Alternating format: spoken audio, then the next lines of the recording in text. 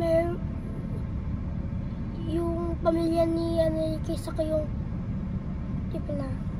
may mga pamilya doon sa bangka, yung malaking bangka.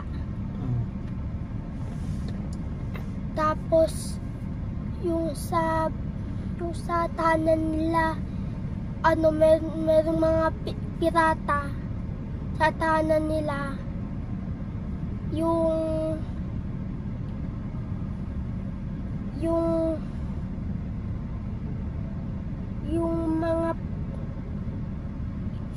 mga adults pinapatay nila. Yung bata di pinapatay.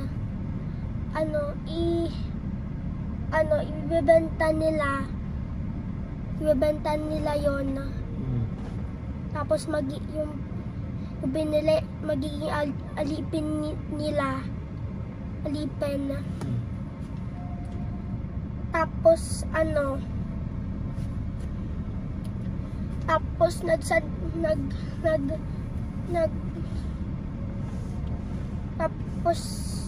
yung malaking boat na yon, nagsagwan na sila ng mabilis.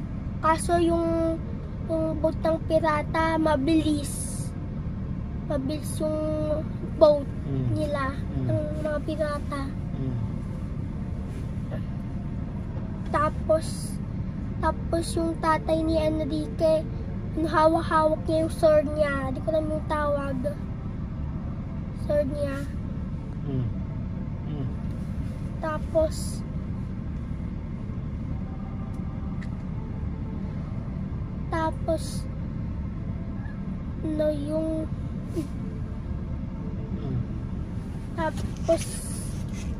yung mukha ng tatay niya parang bakal.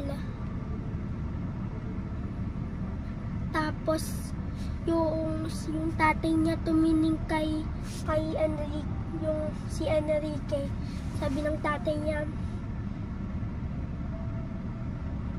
Enrique, kailangan mong kailangan maging lakas ka, Enrique. Yun lang.